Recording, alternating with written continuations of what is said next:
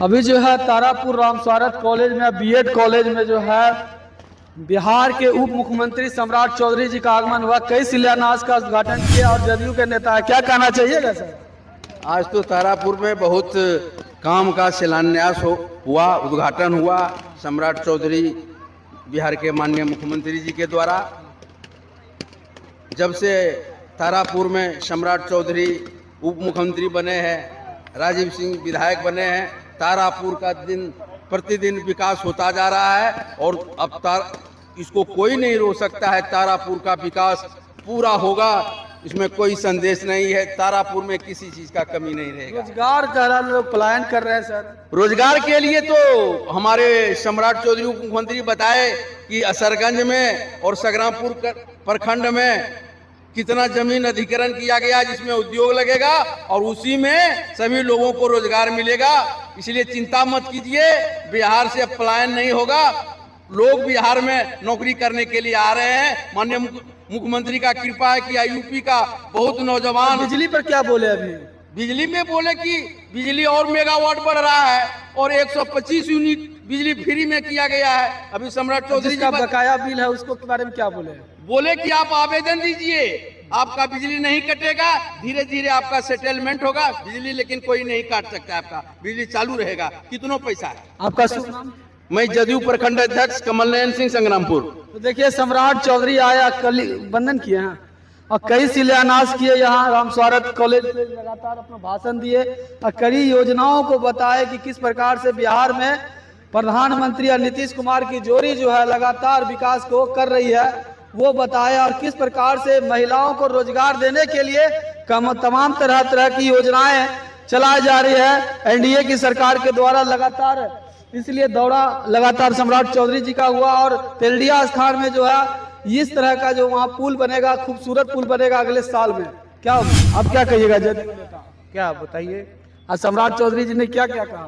सम्राट चौधरी जी उद्घाटन और शिलान्यास किए, जो यहाँ तारापुर विधानसभा वासियों के लिए हित का काम था, उसको देखते हुए वो शिलान्यास और उद्घाटन किए। और जो जरूरी काम है वो अपना फंड मुख्यमंत्री कार्यकाल में, उप मुख्यमंत्री के कार्यकाल में पूरा कराना चाहते हैं। जनता कह रही है कि बहुत सारे पब्लिक बोले, विपक्ष कह रहा है कि ब्लॉक में परेशान होना पड़ता है दौड़ के। अफसर शाही है। अफसर शाही कहाँ है? माननीय मुख्यमंत्री ने नियम बना दिया है कि आप कोई भी चीज अगर फॉर्म भरते हैं तो उसके लिए आप 21 दिन का इंतजार कीजिए, 21 दिन में बनेगा। यहाँ तो सब लोग सोचता है कि हम जाएं और तुरंत बन जाए। वैसा काम थोड़ी होता है।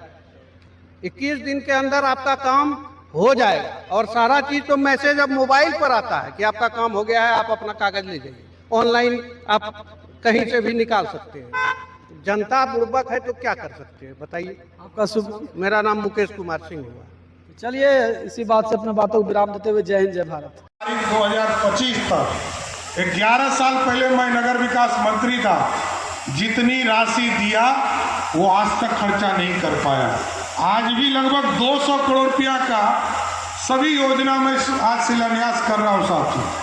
मेरा भरोसा है कि अगले 3 वर्षों में तारापुर का पूरा दृश्य बदल जाएगा और पूरा तारापुर एक व्यवस्थित हो जाएगा सर। और आप जानते हैं साथियों कि आज बिहार में आज हम लोगों ने एक बड़ी शुरुआत किया है। गांव माता की पूजा तो हम करते हैं, गांव की सेवा जो घर के बाहर चले जाते हैं, जिसको आवारा पशु के तौर पर लोग कहते हैं, उनके लिए भी व्यवस्था आज से शुरू किया है। और जीविका दीदी यहाँ बैठी है, अभी तक ये अपने उद्योग धंधे के लिए पूरी व्यवस्था खड़ा कर रही है। और आदरणीय मुख्यमंत्री नीतीश कुमार जी ने और देश के यशस्वी प्रधानमंत्री आदरणीय नरेंद्र मोदी जी ने लगातार विकास के गति को आगे देने का काम किया है साथियों। और आप देख रहे होंगे अभी उद्योग लगाने के लिए, उद्योग धंधे करने के लिए बिहार की 2,70,00,000 महिलाओं को हम लोगों ने तय किया है कि जो फॉर्म भरेंगी या जीविका से जुड़ी हैं, उनके खाते में सीधे 10,000 रुपया इसी महीने में हम लोग देने का काम करेंगे साथियों। और आगे जब वो इच्छा जाहिर करेंगे कि हमको उद्योग लगाने, उनको 2 लाख रुपया भी हम लोग सरकार के तौर पर देंगे, जिससे कि उद्योग को और बढ़ा पाएंगे। इसके बाद भी आगे बढ़ाना है, क्योंकि बिहार तभी आगे बढ़ पाएगा साथियों, क्योंकि लोग बिहार को कहते थे कि लैंड लॉक स्टेट है, यहाँ जमीन नहीं है, जमीन नहीं है, उद्योग लग नहीं सकते। अभी मैं बताता हूं साथियों कि आपको मुंगेर से लेकर सबौर तक हमने गंगा एक्सप्रेसवे का निर्माण की स्वीकृति दिया है। यह लगभग 11,000 करोड़ रुपया उसमें लगेगा। और जिस तरह पटना में आपने मैरिन ड्राइव देखना शुरू किया, बॉम्बे में 1970 में मैरिन ड्राइव बना, और सूर्य की पूजा इसी इलाके से पूरे दुनिया में फैली। छठी मैया का पूजा इसी इलाके से हुआ, क्योंकि हम लोग तो अंग प्रदेश वाले लोग हैं, और अंग के राजा महाराजा कर्ण ने ही सूर्य की उपासना शुरुआत किया था। तो हम लोगों ने तय किया है कि मुंगेर के सफियाबाद से लेकर घोरघट तक और घोरघट से लेकर सबौर तक पूरा गंगा के बगल से एक्सप्रेसवे बनाएंगे, घाट बनाएंगे, और अब तो क्रेटेरियम भी हम बना रहे हैं, सब्दागिरी। हम लोग जो सुल्तानगंज घाट जाते हैं, भागलपुर घाट जाते हैं, मुंगेर घाट जाते हैं, ये तमाम घाटों को विकसित करने के लिए लकड़ी यूज करते हैं। अभी कुछ जगह बिजली यूज होता है। आज ही हम लोगों ने तय किया, ईसा फाउंडेशन को दिया है, जहां पर अब गैस से सबको जलाने का काम किया जाएगा, और मात्र 20% पॉल्यूशन का काम होगा, जिससे कि पर्यावरण की रक्षा भी हम कर पाएंगे। इसलिए मेरा स्पष्ट तौर पर मानना है साथियों कि तारापुर और तारापुर के साथ साथ पूरा बिहार विकसित हो, समृद्धि की ओर जाए। और हम लोगों ने वो दिन भी देखा है जब बिहार मात्र 13% रेवेन्यू था, जब बिहार झारखंड बट रहा था। तो हमको याद है कि वो दिन हम लोग पीड़ा में थे, लगता था कि झारखंड बट जाएगा तो हमारा क्या होगा। 87% रेवेन्यू झारखंड से आता था, मात्र 13% रेवेन्यू हमारे यहाँ था। और तब भी सरदार अटल बिहारी वाजपेयी के निर्देश पर कि आदिवासियों के कल्याण के लिए झारखंड बटेगा, सभी लोगों ने, सभी पार्टी ने सहमति से झारखंड को बांटा।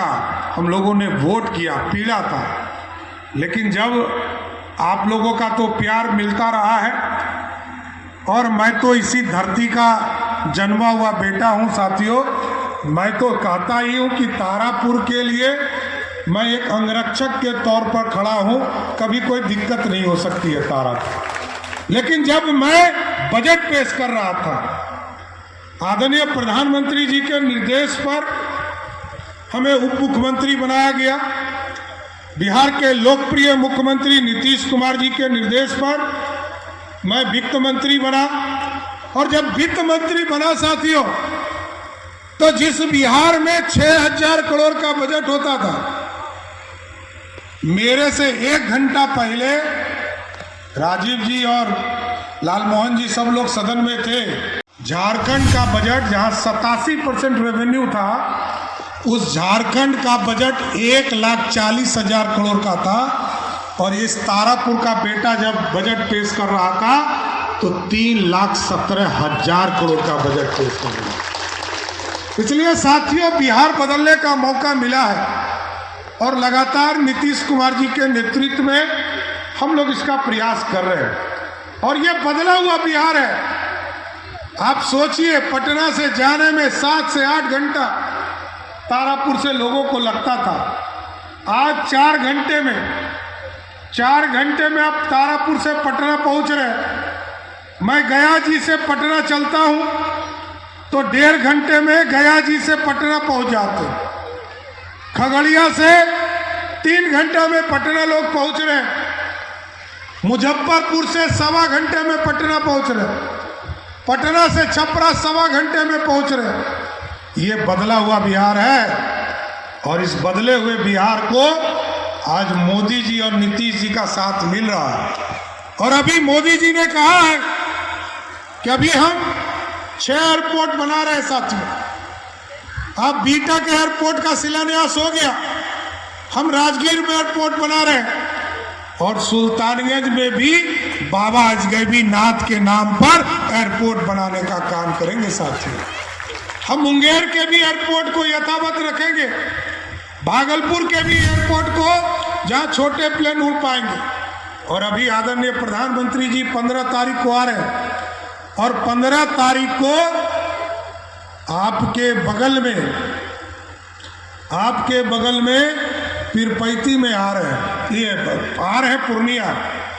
और पूर्णिया में वहां पे एक बड़े एयरपोर्ट, बिहार का सबसे बड़ा एयरपोर्ट का उस दिन उद्घाटन करेंगे, शिलान्यास नहीं, उद्घाटन करेंगे और वहां से प्लेन उड़ना शुरू हो जाएगा साथियों। और इसके साथ साथ 2400 मेगावाट बिजली के उत्पादन का थर्मल पावर प्लांट पीरपैती में शुरू करने जा रहे हैं साथियों। कहलगांव से नौगछिया के बीच में रेलवे ब्रिज बनाने का काम, गंगा के ऊपर ब्रिज बनाने का काम शुरुआत करेंगे। और इसके साथ साथ मैं ये बताना चाहता हूं कि हमको वो दिन भी याद है जब बिहार में 350 मेगावाट बिजली खपत होती थी। तारापुर के अधिकांश गांव में बिजली नहीं थी, आज गांव-गांव बिजली पहुंच चुका। मोदी जी और नीतीश कुमार जी की जोड़ी ने घर घर बिजली पहुंचाया। आज मैं गर्व से कहता हूं कि बिहार में जहां 350 मेगावाट बिजली खपत होती थी, आज बिहार में 9000 मेगावाट खपत होता है। और आज बिजली जब देखते हैं साथियों, 12 तारीख को आदरणीय मुख्यमंत्री जी ने बिजली बिल जारी किया। और बिजली बिल जब जारी किया तो 2005 में 17 लाख लोगों को पूरे बिहार में बिजली कनेक्शन था। आज के तारीख में 2,14,00,000 लोगों को बिजली कनेक्शन है। और 2,14,00,000 में से जब 12 तारीख को नीतीश कुमार जी ने बिजली बिल जारी किया तो जानकर आश्चर्य होगा कि 2,14,00,000 बिजली कनेक्शन में से 1,70,00,000 ऐसा परिवार है जिसका बिजली बिल जीरो आया साथियों, उसका बिजली बिल आया ही नहीं। और इसलिए हम लोगों ने, क्योंकि उसको एहसास हो, तो पहले तो मोबाइल पे आया जाता था, तो हम लोगों ने कहा कि नीतीश कुमार जी का फोटो लगाकर इस बार सबको बिजली बिल घरे घर पहुंचाइए। इस बार सबको पहुंच रहा है ना, तो अब बिजली बिल सबके घरे घर पहुंचाया जा रहा है। और मैं तारापुर के लोगों को जरूर कहूंगा, जिनका भी बिजली बिल बकाया के चलते बिजली कट गया है, वो आप आवेदन दे दीजिए, सरकार ने निर्णय ले लिया है। जिनका भी बकाया होगा, बकाया हम सेटलमेंट करते रहेंगे, उसके बिजली को चालू करने का निर्देश सरकार ने दे दिया है साथियों, कोई छूट नहीं सकता है। तमाम चीजों को काम किया जा रहा है। और इरिगेशन, तारापुर, खड़गपुर, अमरपुर, इस पूरे इलाके में इरिगेशन की पूरी व्यवस्था है साथियों। जो बदुआ जलाशय है या बदुआ डैम से जो पानी आता है या खड़गपुर झील से जो पानी आता है, इससे पूरे इलाके का सिंचाई होने का काम करता है। इसलिए मैं तो यही कहूँगा कि पूर्ण रूप से सिर्फ इरिगेशन में लगभग 2000 करोड़ रुपया तो हम लोगों ने पानी पहुंचाने के लिए दिया है। और इसके साथ साथ कई जो हमारे कैनाल हैं, चाहे वो तारापुर प्रखंड में कई कैनाल्स हैं, जलाशय हैं, उसके जीर्णोद्धार के लिए लगभग 70 से 80 करोड़ रुपया हम लोगों ने दिया है कि आपके खेतों तक पानी पहुंचे। और अभी मैं दिल्ली था साथियों, एक मेरे लिए भी खुशी का विषय था कि इस देश में जीएसटी, पूरे देश के जीएसटी का अध्यक्ष मैं ही हूँ। जीएसटी का जो रेट को तय करने वाला आदमी होता है, उस कमेटी का पूरे देश के मंत्री समूह का अध्यक्ष मैं रहा। इस देश में इंश्योरेंस, जो आप इंश्योरेंस लेते हैं, उसके कमेटी का अध्यक्ष मैं हूँ।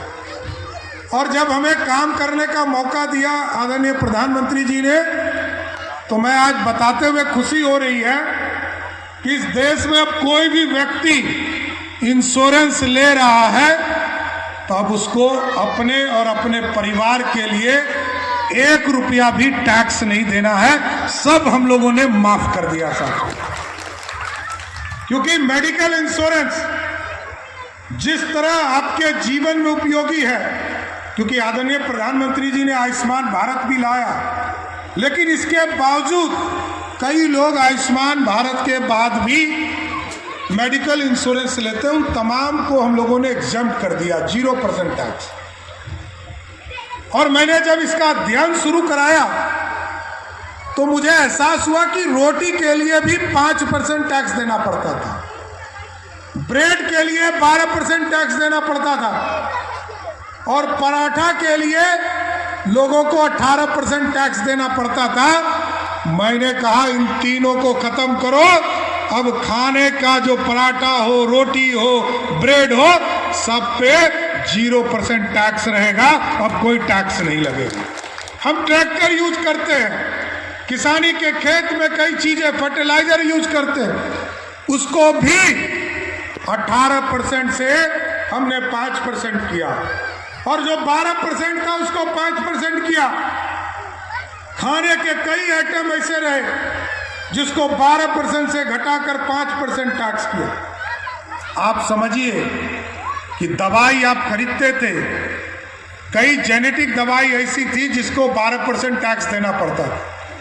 तो कैंसर से जुड़ी समस्या के लिए जो दवाई यूज होता है, हार्ट से जुड़ी हुई दवाई, इसको भी हमने कहा कि इसके लिए, क्योंकि आम लोगों को इसमें दिक्कत होता है, इसको 12% से घटाकर 0% कर दिया, और जो एनर्जी देने वाला दवाई है उसको 5% पे रखा। जो आपके शरीर को मजबूत करता है उसको 5% टैक्स, 12 से 5, 7% टैक्स बचाए आप। इसलिए कई चीजें ऐसे। अब जैसे आप सीमेंट खरीदते थे, लोग कहते हैं ना कि रोटी, कपड़ा और मकान। कांग्रेस पार्टी ने तो कभी इससे मुक्ति दिलाई नहीं, लेकिन आज मोदी जी और नीतीश जी के नेतृत्व में मैं कह सकता हूं कि रोटी का बात मैंने बताया, कपड़ा जहां 18% टैक्स लगता था उसको भी घटाकर मैंने 5% कर दिया, जिससे कि कपड़ा अब आम लोग खरीद सके। चप्पल खरीदने के लिए लोग जाते थे, उनको टैक्स देना पड़ता था 12%, 18%। मैंने कहा कि जिन लोगों को 2500 रुपया, आम लोग तो 2500 रुपया का चप्पल पहनता है, 2500 रुपया तक का जो चप्पल खरीदेगा, जूता खरीदेगा, उसको मात्र 5% टैक्स देना होगा, और उससे जो अधिक होगा उसको 18% देना पड़ेगा। इसलिए कई स्लैब्स को बदला।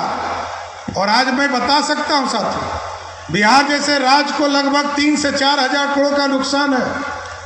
भारत की सरकार आदरणीय प्रधानमंत्री जी को लगभग 93,000 करोड़ का नुकसान है, लेकिन मोदी जी का साफ तौर पर हम लोग को निर्देश था, गरीबों के भलाई के लिए, गरीबों की चिंता के लिए और स्वदेशी अभियान चलाने के लिए टैक्स को नीचे करना है, जिससे कि आम लोग चीजों को खरीद सके।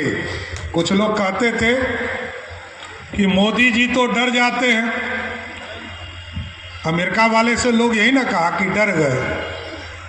आज 300% टैक्स लगाया है साथियों, लेकिन मोदी जी ने कहा है भारत पर कितना भी टैक्स लगाओ, अब अपना सामान स्वयं बनाएंगे और स्वयं भारत के लोग पहनेंगे, अब तुम्हारा सामान ही नहीं खरीदेंगे।